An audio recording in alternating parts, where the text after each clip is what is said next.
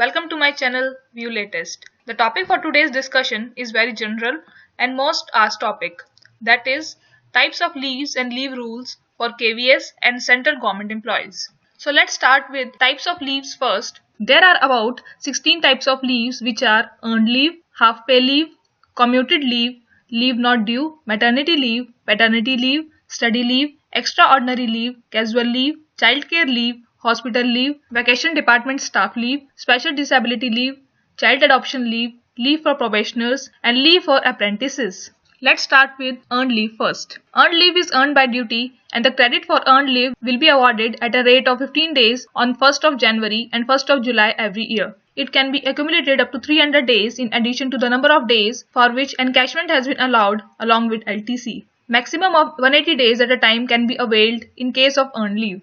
Next is half pay leave. All government servants are entitled to 20 days of HPL for every completed year of service. Half pay leave is calculated at 20 days for each completed year of service. For example, if you are in service for 2 years, you will be having a total of 40 days of half pay leave. The service includes periods of duty and leave including extraordinary leave with or without MC. This type of leave can be availed with or without medical certificate. From 1st January 1986, half pay leave is credited in advance at the rate of 10 days on 1st of January and 1st of July every year.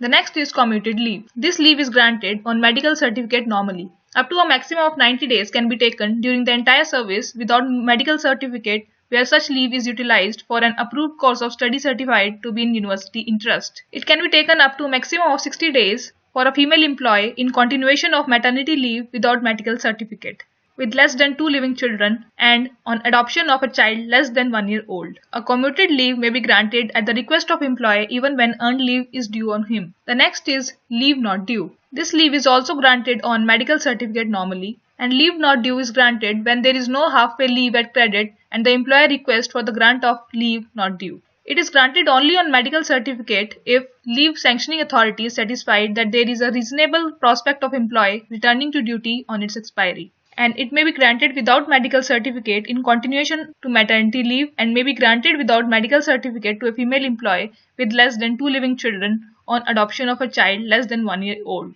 The amount of leave should be limited to the half pay leave that the employee is likely to earn subsequently.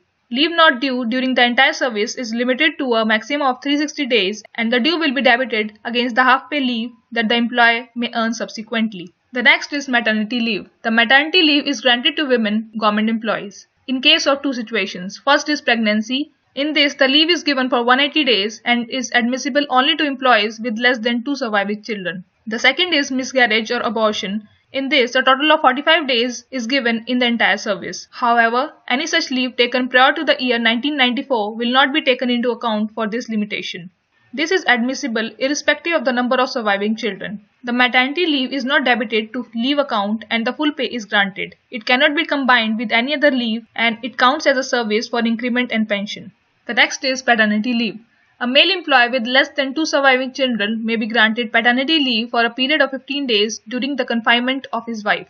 During the period of such leave, he shall be paid leave salary equal to pay drawn immediately before proceeding for the leave.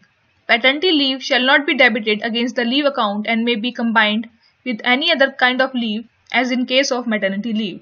The next is study leave. The study leave may be granted to all government employees with not less than 5 years service for undergoing a special course consisting of higher studies or specialized training in professional or technical subject having a direct or close connection with the sphere of his duties as a civil servant. The official should submit a full report on work done during study leave. Maximum of 24 months of leave is sanctioned. In case of CHS officers, 36 months of leave can be granted at a stretch or in different spells. Study leave will not be debited in the leave account and may be combined with other leave due. Study leave is not granted for studies outside India if facilities are available in India, and to an official due to retire within 3 years of return from the study leave. Moving on to next, which is extraordinary leave. Extraordinary leave is granted to a government employee when no other leave is admissible, or when other leave is admissible but the government servant applies in writing for an extraordinary leave.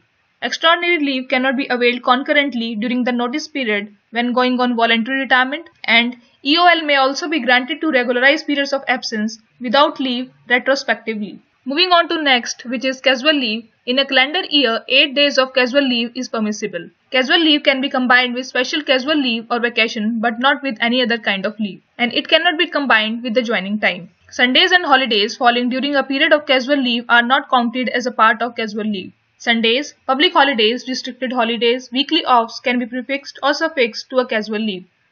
Casual leave can be taken on a tour, but daily allowance will not be admissible for the period. Casual leave can be taken for half day also and essentially intended for a shorter period. It should not be normally be granted for more than 5 days at any time except some special circumstances. LTC can also be availed during casual leave. Individuals appointed and joining duty during the middle of an year may avail of casual leave proportionally or to a full extent at the discretion of the competent authority. The next is childcare leave. Women employees having minor children may be granted childcare leave by authority competent to grant leave for a maximum period of 230 days, which is 2 years during their entire service for taking care of up to 2 children, whether for rearing or looking after any of their needs like examination, sickness, etc. The condition for childcare leaves are: it is not admissible if the child is 18 years of age or older or equal to pay drawn immediately before proceeding on leave. This leave can be availed in more than one spell and it cannot be debited against the leave account. It may be combined with leave of the kind due and admissible. Moving on to next, which is hospital leave. Hospital leave is admissible to Group C employees whose duties involve handling of dangerous machinery, explosive materials, poisonous drugs, and performance of hazardous tasks, and to Group D employees. Medical certificate from an authorized medical attendant is necessary to grant for this leave. This hospital leave may be combined with any other leave, due and admissible, provided total period of leave should not exceed 28 months. The next is vacation department staff leave entitlement. The leave entitlement of employees of vacation department are same as those of serving in non-vacation department except in respect of earned leave.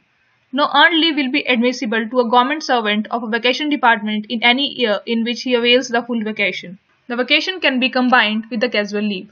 The next is special disability leave. Special disability leave is admissible to all employees when disabled by injury intentionally or accidentally or caused by or in consequence of the due performance of official duties or in consequence of the official position. This disability should be certified by an authorized medical attendant to be directly due to the performance of the particular duty.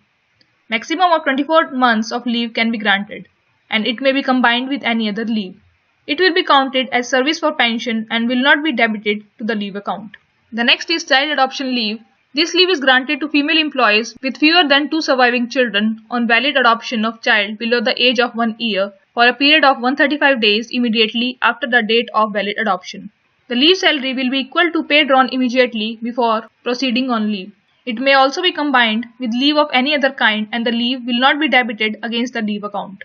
Moving on to next, which is leave for probationers. A person appointed to a post on probation is entitled to all kinds of leave admissible under the rules of a permanent servant according to his appointment is against a permanent post. The last one is leave to apprentices. Apprentices are admissible to take leave on medical certificate on leave salary equivalent to half pay for a period not exceeding 1 month in any year of apprenticeship. So guys, that's all from my side.